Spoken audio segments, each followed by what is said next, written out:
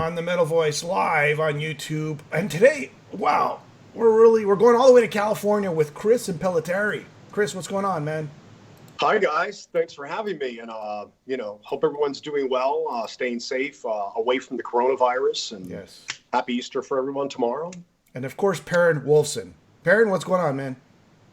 What day is it again? Yeah, it's Saturday. Happy Saturday, everybody. It's Today's like all Groundhog the Day. days, unfortunately. It's All Groundhog the Day. yeah, it feels like Groundhog Day. But yeah, absolutely. Happy Easter to everyone out there celebrating, and yeah, hopefully we can be a little distraction for everybody in these conflicted, weird times. All right, guitar virtuoso. Did I pronounce it right? I can never pronounce that properly. Chris Impellitteri. Your last album was, what, 2 years now? The Nature of the Beast. We were just discussing that. Not April Wine, The Nature of the Beast, but The Nature of the Beast by Chris Impellitteri. First things first, and I want to make sure we get this on record.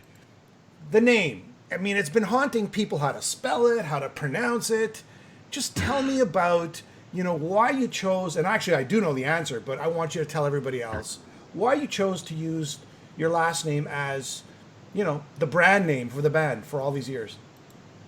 Yeah, it really was kind of an homage to my grandparents. I mean, not to do the violin story. A lot of people know this, but when I was 9 years old, my mother and father died. So my grandparents, who were Impellitteri, adopted me. And I was like 9 years old, and I think my grandparents were terrified I was going to end up just like this loser kid, because again, it was such a tragedy. So they really got me into guitar. They encouraged me to take lessons, and develop the passion for music. And it was probably around 1986 or 87, not to date us because we're old. We got signed. And in all sincerity, what was happening at the time in LA is, bands would get together, and then if another band that had a bigger following or had got a deal would end up stealing your bass player or your drummer. So we had got signed, and I didn't want to call it my last name. It was actually someone else in the band recommended it because we were big fans of Van Halen and bands like that. Yeah. Personally, I think Impellitteri is a horrible name. I can't even pronounce it. Way too many letters. But anyways, we said, well, I guess if we call it Impellitteri and another guy leaves, we don't have to worry about legally fighting over who keeps the name, etc. So that's kind of really how it started. Probably should have named it something else, but hey, after 30 years, we're kind of stuck with it. Okay, I think someone said they can't hear me. Can you hear me now, Tom? This is the problem with live, Chris and Perrin. Anything can happen. Jimmy, were you about to go Chris Impellitteri and they went Imper? All right. So tell me about, and Perrin, you can weigh in anytime you want. Tell me about Sure. growing up. And you're adopted by your grandparents. Did you Yeah. pursue a musical career? What were the next steps and finding the guitar and loving music? Sure. Well, I started like most kids. I mean, it was all classical training, right? Had to learn music theory, learned a lot of music by classical artists, Vivaldi, Mozart, that kind of stuff. So it was very classically rooted, at least when I initially started.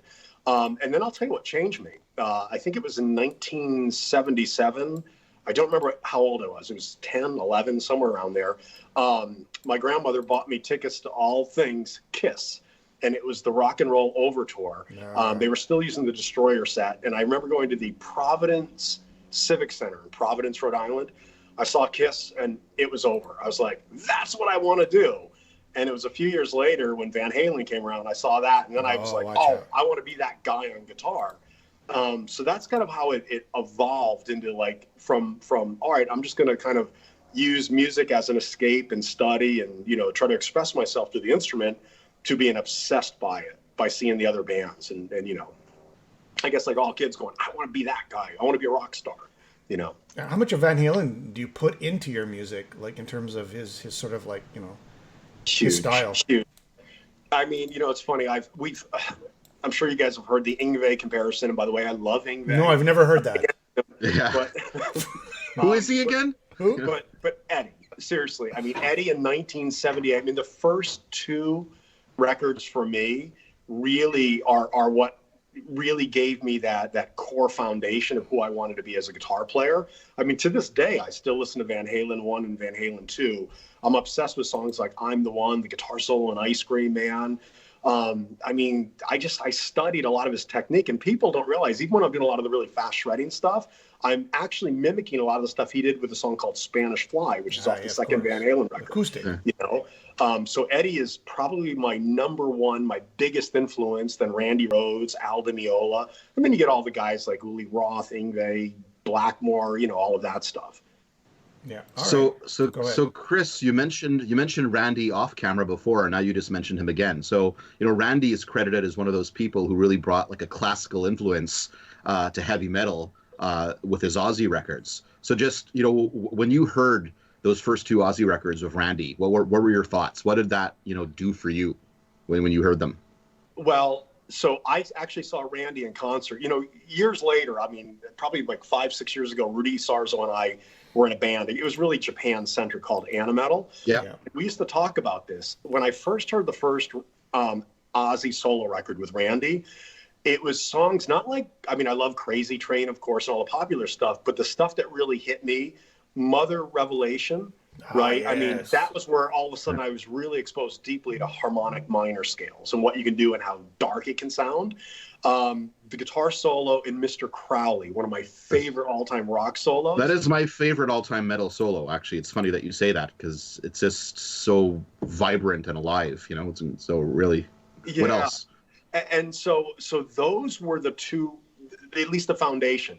Then when we hit things like Diary of a Madman, we hit the second solo record, the composition, I thought, this is just brilliant. It's so unique. I hadn't heard anything quite like that. Flying High again, he's doing a little bit of the Eddie stuff, you know, with a lot of the, you know, the hammering. But Randy's, his contribution on those two records, it was just, he had so much to say. And you know, it's, I think in hindsight, I look now what he accomplished at his age back then, 23, I think he passed at 25. What would he have been like today? Right? Because we got to really watch him kind of evolving, but, you know, we really hadn't got into all the, you know, the technical shred guys yet. I mean, Al Di Meola and guys like that certainly existed, but I'm curious to what Randy would have done, how he would have evolved. I mean, he was insanely talented and amazing at that point. Could you imagine how great he would be today? It'd be frightening. Oh, yeah, I think a lot of us wonder that. I mean, obviously, Jimmy's done a lot of, you know, documentary and interview stuff with the Rhodes family, and right, passing away at 25, it's incredible to think, you know, would he have stayed in metal? Would have he branched out into something else? I mean, we already speak about him as one of the all-time greats, because I think he took that Eddie Van Halen kind of American rock sound and merged it with classical. And again, 30 years later, what might that have evolved into? It's incredible to think. Anyone else besides Eddie and Randy and Al Di Meola, who you mentioned, who might have kind of influenced some of your writing and some of your playing? Yeah, well, a lot of people know me for the silly fast stuff, right? All the shredding. That actually was really, I would probably say the record that really got me into the whole speed thing was, it was Al Di Meola, John McLaughlin, and Paco de Lucia. It was a record called Friday Night in San Francisco. And it is, to this day, one of my favorite instrumental guitar records. The three of them are so unique and so talented. And when I heard that as a kid, I was just enamored on, wow, I didn't realize you could do that. And I remember going back to my guitar instructor saying, you need to teach me that, right? How do I do this? And at that time, remember, we didn't have YouTube. So we had to do everything by ear. We had to listen, make mistakes, and kind of stumble into something. But that was a huge influence on me. And then, of course, there were all the other guitar players during that period of time. I loved Thin Lizzy, loved Gary Moore. Wait a second, hold on. Triumph. We forgot about Rick Emmett here. Oh, we're getting there. So Gary Moore was a huge one as well, right? Anything from Skid Row, Thin Lizzy, of course, his solo records. And yes, Rick Emmett, the master. You know, I tell people this story because it's funny. A lot of people see the Impellitteri live stage set, and I always have all these white Marshalls. And it was really Rick and Randy Rhoads were the first guys that I saw had white Marshalls. I was like, that is so cool. Yeah. You know, Rick was just, to me, he's one of those unsung heroes. He's such a talented guitar player. And it's been actually a while since I've actually listened to a Triumph record, which is crazy. But I remember him, Gil, and what was the bass player's name? Mike Levine. That's right. Yeah. I still to this day will watch stuff on YouTube like the US Festival, that footage. Yeah. Oh yeah. Just they're outstanding. Magic Power. Beautiful. Yeah. They were number 2 on. People forget that they were number 2 on the bill after Van Halen at that show. I mean, there was Ozzy, there was Judas Priest, there was the Scorpions, but the band who played right before Van Halen were Triumph, which either spoke to how big they were at the time or how much Steve Wozniak loved them as well. But yeah, they were kind of a big deal in pockets of the U.S. In the early '80s for sure. Yeah, huge. It's interesting. It's kind of one of those bands. I remember, especially growing up on the East Coast in New England, they were a band that would come around every couple of years, and they were playing arenas. Yeah. I mean, they were really popular. And then I don't know if it was in the midst of like the early MTV generation, they just kind of I don't know where they went. I don't Rick know Emmett quit. Rick Emmett quit, and the whole band just I don't know. Yeah, I mean, you know what? My cousin was actually a songwriter for them, and one of the big points of acrimony was when the record company started to force them to use outside songwriters to come up with hits, and they moved from RCA to MCA, and that was really, even though they thought they were signing a great deal, a lot of meddling in the creative process, and that pretty much ended the band, right? Once you start getting why don't you write us a few more hits, and why don't you use this outside songwriter, and it just kind of fell apart from there. Perrin, pause right there. Yeah. Pause right there. Sure. Chris, pause right there. This is what we're going to do now. I'm going to get Billy online here. And you're probably saying, who the hell's Billy? I'll tell you something. Billy's probably your number one fan ever. Billy Squire, Billy Sheehan, Billy Joel. I don't know if you can hear him or not. I'm just going to put So- the phone to the mic here. He just wants to make a statement. You know, Billy's our mutual friend. Billy, you there? Billy? Hello? Yeah, there he is. Can you hear him? Chris, can you hear him? Yeah, I I'm here. All right. Go, How's Billy. it going, guys? Good. Good. Say what you want to say. Yeah.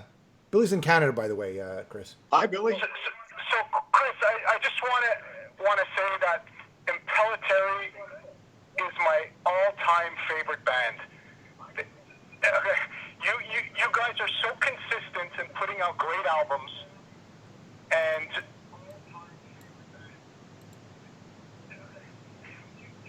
You know what you got to do? You got to do, Billy. You got to mute what you're watching, and then you could talk. It'll be a lot okay, easier. I'm hearing feedback. Yeah. Yeah, and I just want to thank you for all the great music you and the band have put out over, the past 33 years. It's really, it's fantastic. And I'm so happy that Jimmy and Perrin have you on here. And I'm just. I think he's crying, Chris. I think he's I crying. really No, he's not crying. I'm really excited to be watching you here. I'm really a super fan. And Yeah. thank you for Billy, everything. here's to Sure, I you. really Billy. don't have any words to say other than that. It's all good, Yeah. Billy. He's I'll fill in the gap and say, hey, so I grew up with Billy, Chris, and Billy's last name is Billy Gorski. You're friends with him on Facebook, and if you look at his Facebook wall, it's pretty much dedicated to you. He owns every piece of product that you've ever put out. I think I once saw you corresponding with him on Facebook saying Billy might have things that you don't even know existed or that you don't even have. So, I mean, his collection is quite impressive. And I would venture to say he is probably your biggest fan in North America.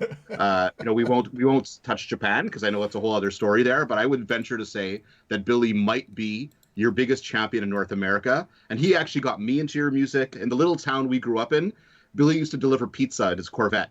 And you knew what was kind of hot in metal those days by what the pizza guy, Billy, was playing on his car stereo while he was delivering pizza. And I would say, back in the crunch days and even before that, it was definitely Stand in Line. And it was definitely Billy was flying your flag around our little suburb of Montreal.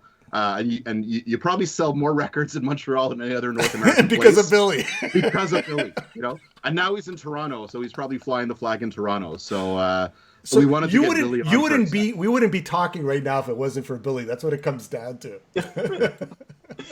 Well, Billy, Billy Gorski, we love you, first of all. I mean, look, it's an honor.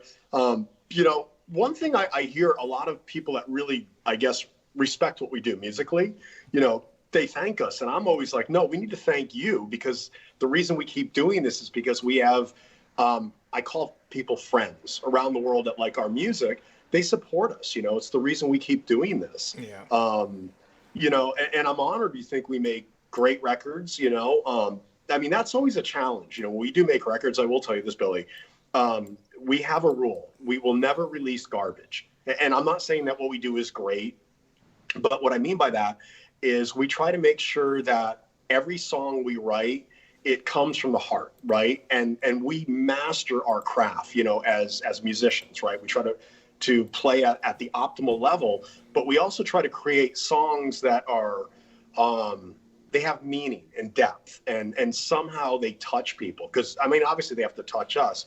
So we try to avoid putting fillers on records. You know, I mean, especially if you listen to like our last 3 records, I think it's Wicked Maiden, Venom, and Nature of the Beast. I mean, there were so many songs that we wrote that we threw away. You know, we thought initially, oh, this is great. Then we listened back. Don't tell Billy that. You threw them away. Oh, where'd you throw them? Yeah. He's going to start looking through the garbage. He's going to be looking for the B-side album, yeah.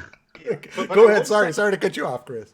No, it's okay. But I will say we put a lot of effort, and a lot of times, you know, we lose a lot of money making these records because we spend a fortune. I mean, we don't do these records in a bedroom. I mean, we go to the biggest studios in LA. They're not cheap. We're in there for months and months and months. Even on The Nature of the Beast, I think just mixing the record alone, I think spent like 3 or 4 months recalling mixes, doing it over and over again to get it right. So I appreciate that people like Billy get what we're doing, or at least appreciate it. Yeah, that's cool. That's very nice. You know what? And the reason why I bring Billy on is because he's a mutual friend of Perrin and I, and Perrin known a lot longer than I have. And it's just his love for you and your band, and that's what it's all about. It's all fan driven. It's all fan, like you said. It's all fan driven. All the the metal bands, and without the fans, the bands are nothing, right? So it made Billy's day to sort of have a little chit chat there with you. Well, thank you, Billy. I just want to say, here's some questions. I'm going to have to go to these questions because now people are typing stuff to me.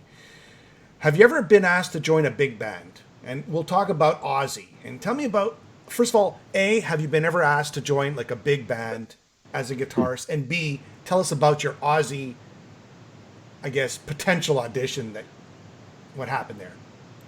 Yeah, I mean, again, forgive me too, because I try not to exaggerate stuff. I mean, again, you're talking over 20 years ago, right? So my memory is getting clouded. I don't want to be exaggerating fact, right?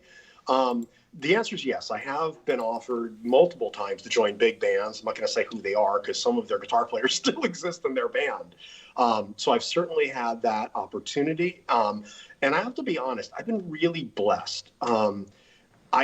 There's something about doing your own thing. In other words, if I were to join an established band, which I would be open to if it was something I was really passionate about about their music and about the artist, right?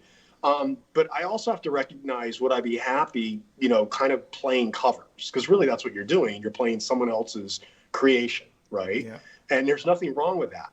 But for me, I like to be able to express myself. I mean, the one thing I really love about being an artist is that we get to start with a blank canvas and create something, right? That comes from our soul, right? And so joining a band, I don't know how I'd feel about that, So I guess going back to your initial question, the answer is yes, but let's not go down the road of who, right? Because just between us, just tell us between us, me, you, and Perrin. That's all.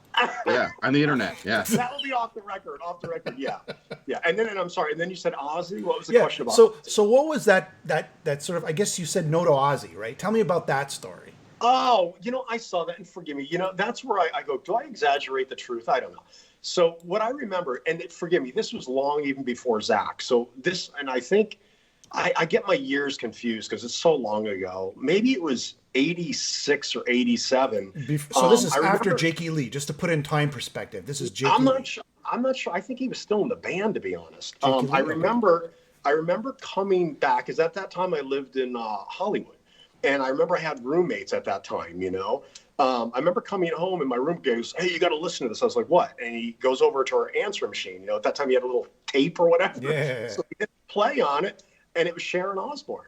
And Sharon basically said, I guess her and Ozzy were checking me out and wanted to know if I'd be interested in playing guitar for him. Now that, again, I have to be careful. I'm not sure if he was drunk and he just saw me play and happened to like what he saw and decided, or was he serious? So I remember thinking about it, and it was around that time, I believe we had signed with Relativity and Sony, which was Stand in Line. So we had a record deal, and I remember, believe me, I wanted to do it because Randy was he was like a hero to me, right? He's one of those guys where, yeah, I would bite the bullet and say, oh yeah, I want to play his music. Because again, I'm playing someone else's creation, but loved him so much, I'd be into it. That was kind of it. And then I remember they called me a few times. I probably talked to them 4 or 5 times, but I knew, legally speaking, and again, I'm sure Relativity probably would have allowed me out of it, but, I had a deal, so I really couldn't go much further with it. And, that was it. It was about 5 or 6 calls, and that was the end of it. Well, were you on those 5, 6 calls? I mean, you wouldn't have talked to them 5 or 6 times if there wasn't a part of you that said, you know what, I can do this, right? I might be able to do this. Yeah. Believe me, I think looking back in hindsight, I'd be an idiot not to have done it, right? But the reality is, who knows how serious they really were, because after 5 or 6 conversations, it didn't go anywhere. The Jake thing, as far as kept going. So, my memory is distorted of that whole thing too. So I try not to sit there and say, yeah, they had $1 million check waiting for me. It was nothing like that. There was no commitments whatsoever. It was just an interest, I guess they had an interest in me. And I remember it was, I think it was initiated originally by some A&R guy at Atlantic Records, who I guess was friends with them, who turned them on to me. And then they started listening to some of my music. And at that time, I think the only thing we had out was the Impellitteri Black EP. So really, that's my memory. So that's the time frame. So you're looking at 88 was Stand in Line.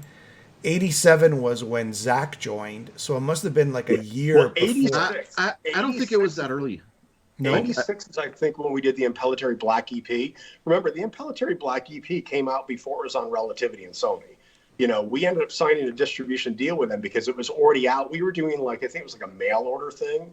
We had like our own little, silly record company. Mm-hmm. So that was basically it. We did, gosh, forgive me. I think the thing was recorded in 85. We released it around 1986, and it kind of circulated around the metal community.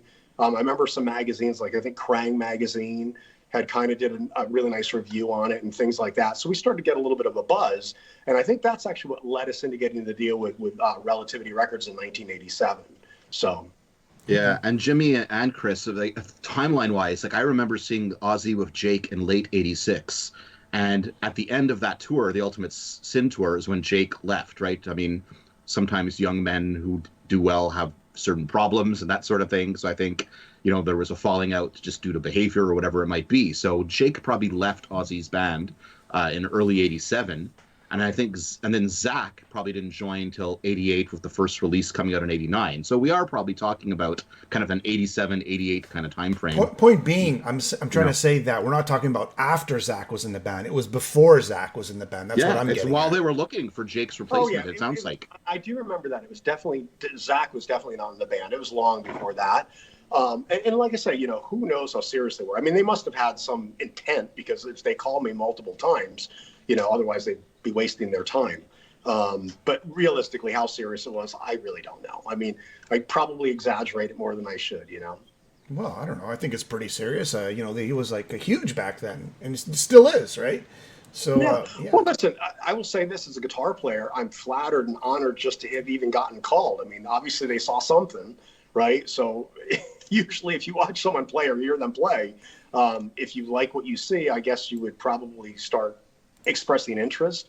But again, I don't know how serious it was, Yeah. Okay. Well, I think let's pretend it was very, very serious. Okay.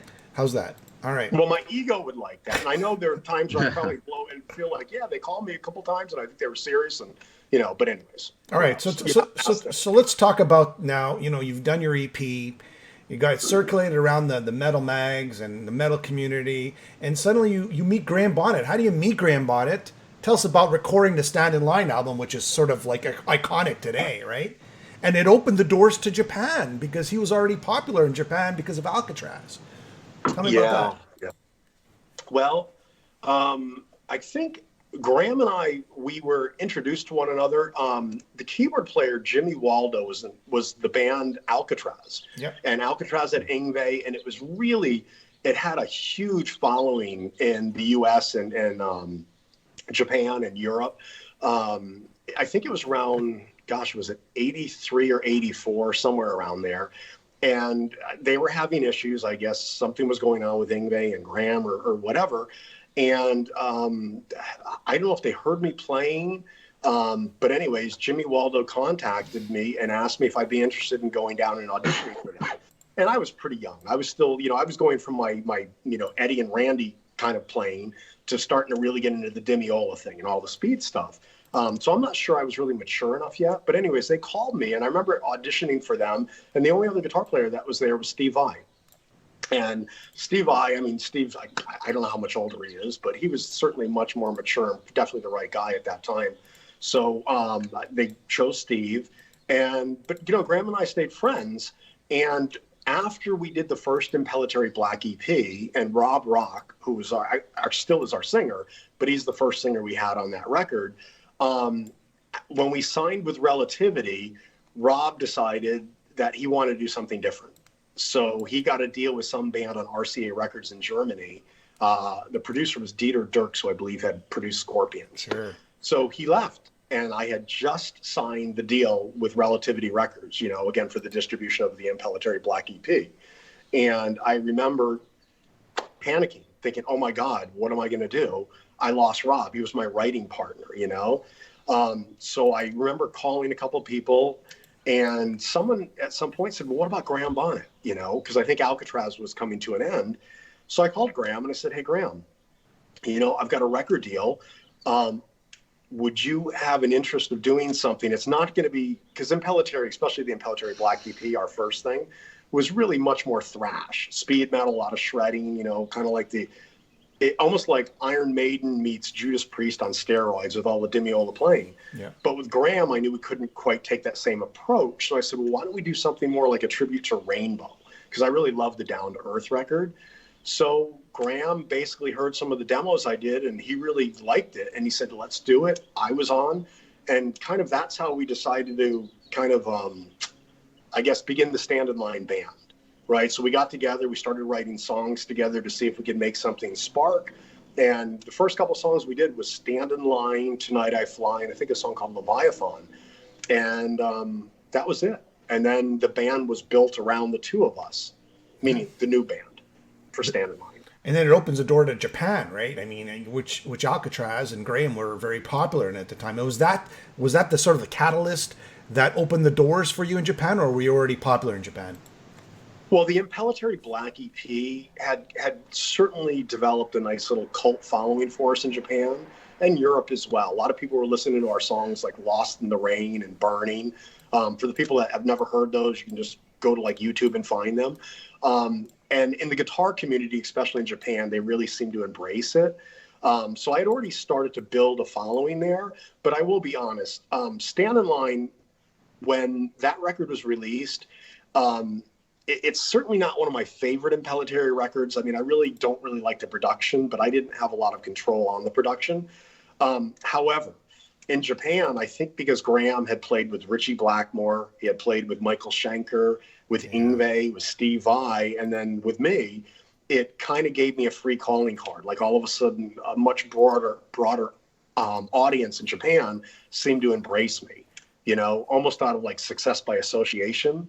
And so that one element of, the unity of bringing Graham in, I will always be grateful to him forever, especially Japan, because I think it went from having a cult status to being really quite popular in Japan. So it's really quite interesting. Yeah. Baron? So, I mean, obviously Graham, big marquee name, but Rob Rock is one of the great singers in metal and maybe one of the unsung heroes in metal. So I guess he's kind of been your vocalist kind of soulmate because you've done so much work with him over the years. So tell us about working with Rob and why is that connection there? Why is he kind of that anchor in your band that just when you need a vocalist, you can count on Rob and you put out so much great work together? So what is it about your guys' connection? Well, I mean, I love Rob. Rob is not only is he insanely talented. What I mean by talented, he's one of those singers where he has a tremendous range. He has a lot of power. He has a lot of control over his voice. And he's one of those guys where rarely will he have a bad night. I mean, he could have the flu and go sing, and he'll still hit a high C sharp. I'm not saying that you have to sing in the stratosphere like Rob Halford or whatever, but he can do it consistently, right? And he's also such a humble human being. He has no ego. What's that thing the lead singers get? Lead singer disease? LSD, like yeah, LSD, lead singer disease, yeah. Rob Rock is the most humble person ever. He doesn't have an attitude. There's no ego. It's like we can try a million different things, and he's open to that. He's also been the perfect writing partner for me. I mean, the most important thing I tell people that like Impellitteri is that this is a band. It is not the Chris Impellitteri Ego solo show. It has never been about me. It's been about the unity of the 4 or 5 guys, although we've interchanged a few times. But Rob has really been the core. As a matter of fact, these only been, I think there were only 2 records we ever did over our career that Rob wasn't involved, right? And again, I love Graham as well. But Rob, if you listen to our first Impellitteri Black EP, there's something very magical about that. It was just, it's crudely recorded. We didn't have much money, so it's very raw. But listen to the chemistry between Rob and I. So, you know, with Rob, we also played in a band called Vice. I think that was around 1984 through late 85, where we were a cover band. You know, we'd have to play stuff like Van Halen and Ozzy and Rush and, you know, probably Triumph. I mean, we played all of that stuff. And it helped us because we were learning how to become writers by learning other people's music and learning how they would construct a song. So because Rob and I went through that same school together, I think we have a similar approach to the way we write music. So Rob has just been a blessing for me. You know? Right. And some news in regards to Alcatrazz. So Alcatrazz is coming out with a new album. And I'm good friends with Giles, Chris, so I'm allowed to say all this. And I can't remember what the album's name is. But you play a track on the new Alcatrazz album. So for all those people who said, when is Chris Impellitteri and Graham going to reunite? Well, they're reuniting on this new Alcatrazz album that will be out fairly soon. Sooner than later. You want to tell me about that? Sure. So Graham and Jimmy asked me if I'd be interested in writing a song or two on their new record. I said, sure. You know, I mean, I love those guys. And like I say, I owe so much to Graham because, again, he took us from, I almost want to say cult status in Japan to what we became. So definitely owe him a lot. And so I basically, you know, talked to them. They said, I guess Steve Vai was going to contribute. They got a guitar player. Yeah. And they got a guitar player named Joe Stump. I don't know if many people know who he is, but he's a great player. The Stump. I said, sure. So, you know, I wrote a song, recorded the whole thing, brought them up to my house, you know, Jimmy and the guys, and I showed them, you know, how the song goes, played the guitar solo, did all the guitar parts, and then Graham took it to his studio, and then they basically built their parts around it, mixed it, and then they sent it to me, and I heard it recently. It's a cool track. As a matter of fact, I think they ended up naming the record, whatever that song, the title. Born Innocent. Born Innocent. That's the name of the album. That's all I'm going to say. And you play on the first title track called Born Innocent. Yeah, so I guess they liked it, you know? I mean, you didn't know they had it on. Oh, okay. All right. Of course they're going to so put it was fun. You know, I was glad to, you know, contribute. I'm not in the band, you know, I'm just, you know, it was my contribution for fun with them, you know. All right, cool. Now in terms of, I want to talk about this sort of, and a lot of people ask this question, I could tell you, like a lot of people are saying, when are you going to come to the U.S.? When are you going to come to Canada? And Billy's saying, when are they coming to the U.S. or Canada? Yeah. Wherever he is in U.S. and Canada. Billy will travel. You could probably stay at his place if you go to Toronto. Yeah, it's like... Well, all right. The question becomes... saved on hotel rooms. And we, offline, me and Chris, we talk about this, all right? We're saying, how can he get to North America? It's not like it's not on your radar or anything like that. It's just a question of, Japan, you guys are massive. Tell everybody out there how big you actually are in Japan so they can have an understanding of why you keep going back to Japan. Well, you know, when I say big, again, there goes Chris. I don't want to over exaggerate. We've definitely done really well in Japan. I mean, the records, I'm sure, you're well over 1 million, right? Or 2 million or whatever. So, we've sold a lot of records there, and we've done a lot of tours there. They've been a very big support to this band. We go over there and we're usually on the cover of their magazines. We do their TV shows. It's pretty surreal. I mean, over there, we compete with much bigger bands like Metallica and Ozzy, where here we're pretty much nobody. But in Japan, we've been embraced, and we have a very strong, loyal following. I call them like our family, extended family. So that's it. And, we've done, as far as our shows, the first show we ever did in Japan was a place called the Tokyo Dome. That was 65,000 people. Wow. Now, not to exaggerate, that was also a festival that we did with Sony, with bands like Billy Joel and people like that. Mm-hmm. So you can tell probably who was really drawing the real people, probably Billy, not us. But, we started playing places like that. We played everything from, 3,000 seaters down to 500 people. We've done everything there. But Asia itself has really been, and it's not just Japan, it's actually Asia in I guess, well, I would just say all of Asia has really embraced the band. We even did, I think it was 3 or 4 years ago, we did our first show out it was out in Korea. We played a thing called the Busan Rock Festival, and we headlined. And it was interesting because my bass player couldn't go play with us. So my buddy Rudy Sarzo actually came in, learned all the music, rehearsed with us for less than a week, and we did the show. And it was our first headlining show there. And to explain the difference, we go to a place like Asia versus US or whatever, we played there. And you can go on YouTube and look at the footage if you do like Impellitteri Busan Festival. I think we did something like 30 or 40,000 people. It was insane. Yeah. Yeah. And tell me about, okay, so you have all this success in Japan, or in Asia, we'll say, right? Yeah. Yet the untapped North American market that you've been trying to sort of figure out, how am I going to do this?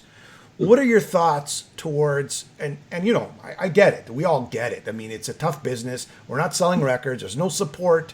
Everybody's got to take out their own money if they want to tour and gamble, right? You have nobody to gamble that tour. What are your thoughts towards a North American future tour? How's that?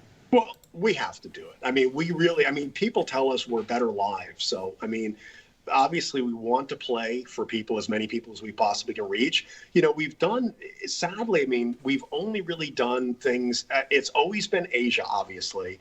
A couple of years ago, we did things like Rockfest in Barcelona, big festival, like 30,000 people.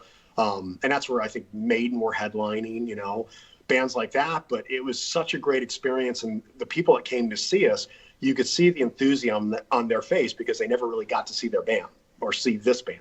Yeah. So in the US, I have a feeling we have a lot of people that want to see the band. And I do want to bring Impellitteri to, all the places in the United States and obviously Canada.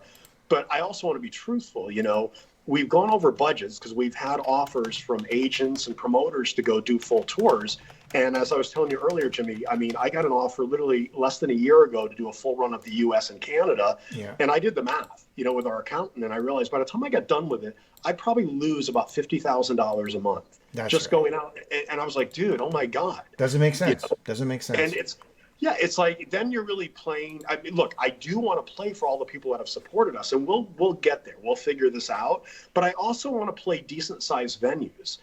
I don't have a problem if we were, instead of playing like an arena or a theater, if we were forced to play a little club with 300 people, 500 people, whatever, I'm down for it. I don't care if 20 people show up. And believe me, I've played for 20 people over, the past of my career and had the time of my life, But having said that, I do also want to make sure we can bring quality to the people that pay to come see us, which means at least in a theater, you can bring a better production, better sound, they get a good experience with a show versus when you're in a tiny club and, your drums can barely fit and my Marshalls and my guitar amps are so obnoxiously loud, I'm killing you sonically, So, Baron? We do need to figure this out, but at some point, I promise, we will do a full tour, all right. A real tour. Well, we have it on record now, so you can't turn your back on us, so it's all on record. Baron? So, question I have, a record I really like, I have right here. Hope you can see it. So it's the System X record. The second one I did with Graham Bonnet, yeah. Yeah. So love that record. And I feel like that record, really reflected the times, right? It came out after 9/11. I think there was, the United We Stand, the first track on the record, kind of speaks a little bit as to what was going on in the world at the time. We're going through some crazy times in the world right now. So can you see what we're living through right now being reflected in your writing or Rob's writing? And, might we see a new record in the next year or two that might kind of reflect what's happening in the world a little bit like System X reflected what was happening in the world back in 2001, 2002? Yeah, Does it, that's a great question, because it's interesting you actually noticed that, because System X, the opening track was different, I think, on the European version than on the Japanese version. Yeah, I think this is the Japanese import, actually. And what's the first song you see on there? It is United. It is United We Stand. Yeah, because I got a lot of Japanese writing in there, though. Yeah. So that song was literally written about 9/11. As a matter of fact, it was so important for us to tell the story that on that song, I didn't even do a guitar solo. I wanted to make certain that it was about the lyric, right? Because that was such a tragic event in our history. We had never experienced anything like that. As a matter of fact, that's the only time I think the United States has actually been attacked on their soil. Yeah. Right. So that was horrible. And it really drastically affected us. I remember it was very emotional because Graham and I were working on this record. And when we first started, I was so enthused. I was excited because I was like, finally, I'm going to get redemption on Stand in Line. I want to make this record heavier. So we were doing that. And then 9/11 happened. And I remember it really affected us emotionally. Right. So today, I could imagine that it's going to have an impact on our writing. I mean, Rob and I are always writing music, and Rob writes all the lyrics. I mean, very rare do I ever really, contribute to his lyrics. But I'm sure he will definitely embody what's happened. Well, I guess, are you writing a new album now? Is there a new album that you're writing? I'm always writing. I mean, I always. Okay. Do you have plans to release an album very soon? How's that? No. We're still, to be honest, our focus right now is going out and doing more live shows. Okay. I've always been one of those guys where our record, even though I don't remember when we released Nature of the Beast, but to me, that's still our new body of work that we're still trying to bring to as many people as possible. There are a lot of countries and a lot of people that have never heard of us, right? So we're now, I think this is the 10th or 11th record we've done. So we're really trying to still bring that body of music to as many people as possible. So our focus right now is really doing that versus just getting another record out. Now, we will do it, of course. We'll do many more records. But right now it's trying to get the last couple records to as many people as possible and expose them to this band. So what about a live DVD or a live CD? I have to be honest. I'm really mixed on live records, and I'll tell you why. I have a lot of friends that have done live records, and I know them. And off the record, again, we won't say names. Well, I like to say names.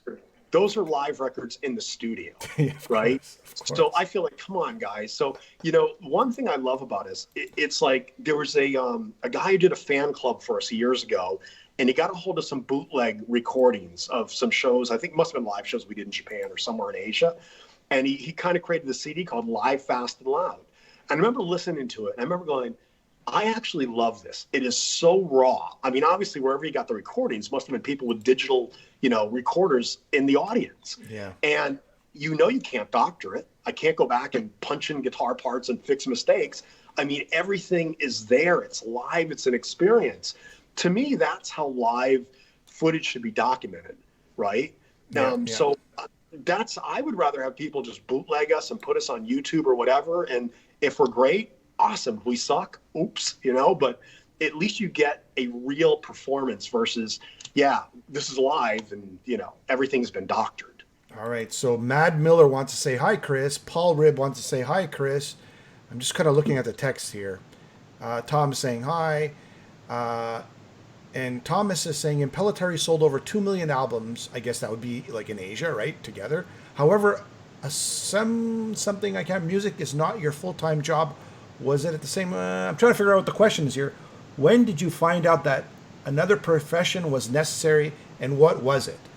They're assuming that you have another profession. I guess they're trying to ask... I'm sorry? Yeah, I do. I own businesses. There's no doubt about that. I was very cognizant at a pretty young age that attaining rock stardom it's like winning the lottery, right? So, I think it was really the success of Japan. Financially, we got... I call it like a little blessing, right? Little pot of gold. When I got that money, I remember I was really fearful because at that time, especially in the 80s, you made a little bit of money. And what was everyone doing? Hey, let's go buy a Lamborghini and Ferrari or whatever, a house you couldn't afford. So I remember putting that money away, and I remember getting a financial advisor and, had some people help me. And it was probably where I'm going to kind of migrate from that point of learning about, wow, money's a tool. You need to be wise with it, right? Because if you have enough of it, you can keep doing your passion. So I think what happened over the years, I started, especially in Japan, I got some pretty nice royalty checks in all sincerity, put that money away, invested, typical, stock market, you buy your apples and stuff like that, and did pretty well. And it was, I think, around, I don't know if it was 2001 or 2002, I saw the writing on the wall. I got scared because I remember we got a royalty check and it was like 1/10 of what we had normally gotten. And I remember talking with the label saying, yeah, people are really downloading stuff now where they don't really buy CDs anymore, physical product. And I got scared. I was like, oh my God, I've now attained this beautiful lifestyle, right? I've got the dream house and all this stuff. How am I going to keep it? So I remember thinking, look, we make records, we go do Asia, and 6 months out of the year, and in 4 months, I'm sitting at the pool going, okay, now what do? I'm playing my guitar all day, which I love. So I remember going to Pepperdine University, which is here in Malibu, and I basically went and got a master's degree, MBA, and started learning business. And so from there, I started buying into businesses, right?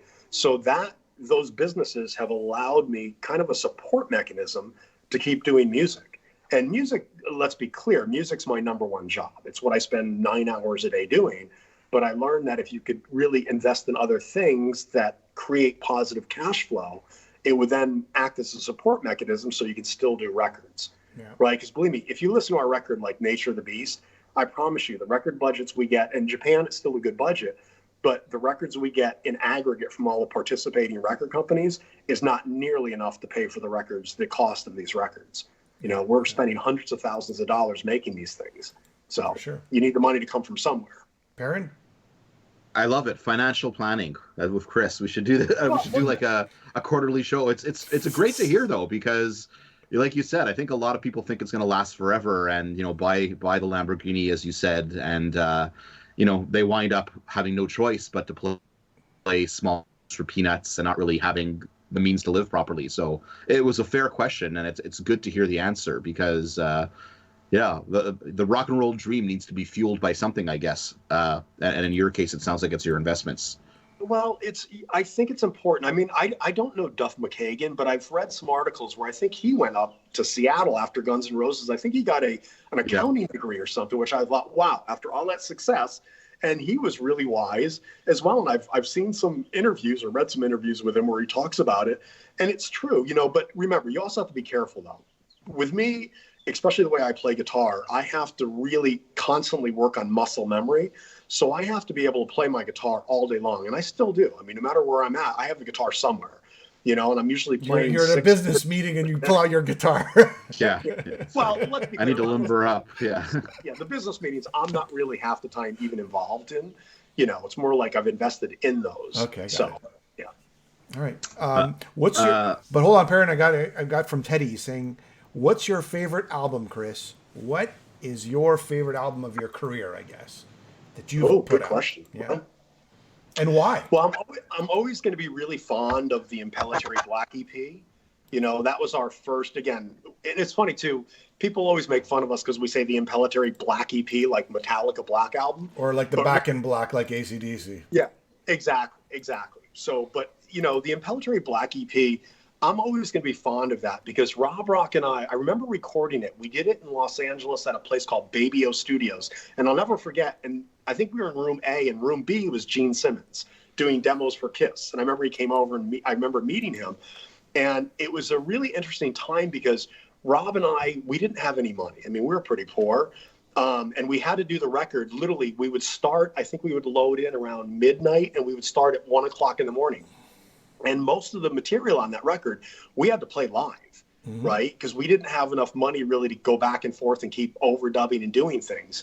So it was one of those records where I listened to it and it sounds like a live record. It almost sounds like we put 2 room mics up and just went for it. you know, and I listen to the record to this day, and the production sucks. I mean, because again, we were poor, we had no money, but I listened to the crude rawness of it. But then I listened to the songwriting and the performance, and that's what I'm really proud of. So I think that's always going to be one of my favorite records. And then I think over the last few records in this cycle of our career, something happened. Rob, James Pulley, who's an amazing bass player, he's been with us since 1991. There was a chemistry there. And I think when we did Wicked Maiden and Venom, and then the most recent record, The Nature of the Beast, I think whatever that magic that bands kind of eventually fall into, it's almost like you fall into a pocket or a groove, were really happening on these most recent 3 records. So I really like them all. I'm not going to sit there and say our newest one's the greatest thing since sliced bread, because everybody says that about their new records. But I'm really happy with it. Really happy. I think it's my favorite album by you, Nature of the Beast. Is it? Yeah. Yours and April Wine's.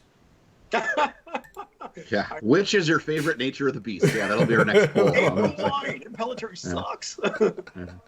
Well, okay. Go ahead, Perrin. Yeah, just last question from my side. Just, you know, obviously you've had a long career, but you've only worked with 2 singers kind of on disc anyway, Graham and Rob. Is there like a door number 3 singer a person that you just really love to do a project with? If, you know, who's your bucket list singer? If you could have somebody with you to do, you know, their solo album or a joint venture together, is there someone you'd like to work with that you haven't? Well, unfortunately, that ship has sailed. It would have been Ronnie Dio. You know, I mean, I would have loved to have done something with him, you know, because, I mean, he was, by far, he's probably one of my all-time favorite singers, just such a magical voice. That would have been pretty awesome. I mean, there's so many amazing musicians and singers to this day. I'm sure there's someone else out there that I would probably enjoy doing. Oh, there's someone that I did work with for a very short period of time that a lot of people don't know.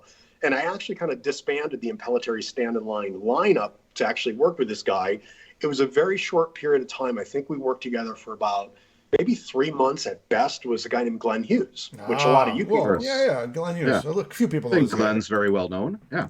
Yeah, Glenn he had just gotten out of Black Sabbath, and I knew Glenn from Dave Spitz, who was our bass player, who had he did the Stand in Line touring only. He was also in the Impellitteri Stand in Line video on MTV, but he really didn't play on the record. And Dave had played with Black Sabbath. Well, at least Tony Iommi's version of Black Sabbath, right? Yeah, Dave toured with them. Yeah. Yeah. So I remember, you know, running into Glenn multiple times, and then, we tried to try something. I remember he had a place up in the Hollywood Hills that he was renting.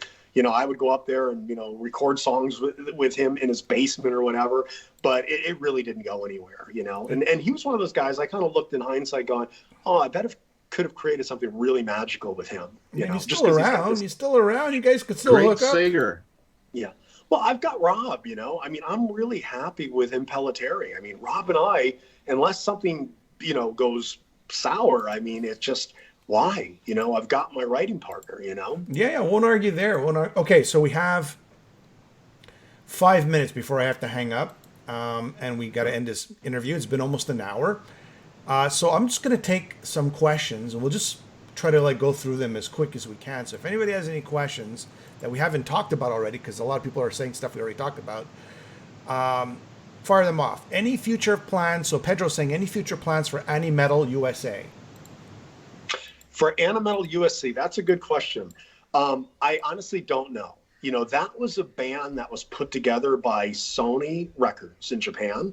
And the first record, the idea was there was a band called Animetal. It was a famous Japanese band in Japan. I think it was in the 90s. And it was almost like they were doing covers of cartoon music, anime, right? Yep. And it was really successful. So Sony Japan had an idea, hey, why don't we take 4 established artists, at least in Japan, that are really established, and build this kind of supergroup. And forgive me for using that term, supergroup. Yeah. So they basically selected each of us. It was myself, Rudy Sarzo, Scott Travis from Priest, and then Mike Viscera, who had sang with Yngwie and Loudness. And so they built the band together. And in Japan, it was huge. I mean, it was really popular. I have to be honest, it was really uncomfortable for me because the way those songs were initially written, they were written by Japanese composers, and they don't compose music in a similar format the way I'm used to doing it. So it was challenging, but it was really quite popular. So the record companies have talked to us a few times about doing an Animetal #3. But I will say it's really up to them. So if they make the call and I have the time, we'd be open to it. Yeah. All right. So this is my last question to you. If Ozzy Osbourne called you today and said, "Hey, Chris, would you like to join my band for one album?" Would you do it? Just to record an album. Well, it's like, again, what would I contribute that hasn't been done for them? Would I do it? I mean, I guess the answer would be yes. You're right. I'd be a fool. You're always playing hardball with the Osbournes. You're always playing hardball. No, because I watched myself in some interview and I sound like an idiot. I sound like I'm making it sound like it was much more than it really was. Like I say, would I do it? Let's be honest. Yeah, I would probably do it. But I would want to do a record like Diary of a Madman. Absolutely. That'd be the best. Or like it, yeah, but would they allow it, Well, it's I agree with you. If they didn't allow you creative control, then you shouldn't do it. I agree with you. Well, it's like, look, I listen to Ozzy's newest record. I've heard some of the solo material. Yeah. And look, Ozzy sounds great. A lot of it sounds very Pro Tooled, right? Means it's established. I listen to it as a guitar player, and I'm sorry, it doesn't do a lot for me. It's good music, don't get me wrong. It has a very nice Sabbath vein. It has its own niche, Yeah, and it's like, with someone like me, believe me, I'm hard-headed. So let's pretend in my fantasy example, if he called me again and said, "Hey, we want you to be in the band," if he would allow me to do another record like Diary of a Madman, or his first solo record where I could do stuff like Mother Revelation, or Mr. Crowley, stuff like that, Diary of a Madman, Flying High Again, I'd be in a heartbeat. Oh, yes. It'd be amazing. It'd be great. Yeah. Bam. Yeah. But it's funny, too, because I think about that in hindsight. You now have me thinking about this. So in the fantasy world, go back. We got 1 minute left in this fantasy world, then I got to knock off. Sorry. And in 86, let's say I was able to do it, right? And it worked out, okay? And I would, bitch and moan or whatever, let me do another Diary or whatever, do one of those records. If he had done that, would it have been successful? Because he became much more commercial. Mama, I'm Coming Home. Those are great songs that Zach wrote. And it really elevated Ozzy's career commercially. Versus me being more hardcore metal, would that have hurt something like him? I don't know. Something to think about. Our guest today, the one, the only Chris Impellitteri from, of course, Impellitteri. Thank you so much for being on. The new album, well, I guess it's been about almost 2 years now. The Nature of the Beast. Pick it up. One of my favorite albums by Chris. Also, hopefully, a North American tour for all us North Americans. Looking forward to that. Hopefully something could come to fruition. Thank you, parents, so much. Thank you, Chris. Final words? Thank you, guys. Thanks. Yeah, appreciate the time. All right. No, thanks for having me, you guys. It was fun. All right, we'll do it again. Have a nice day, everybody. Bye. Thank you.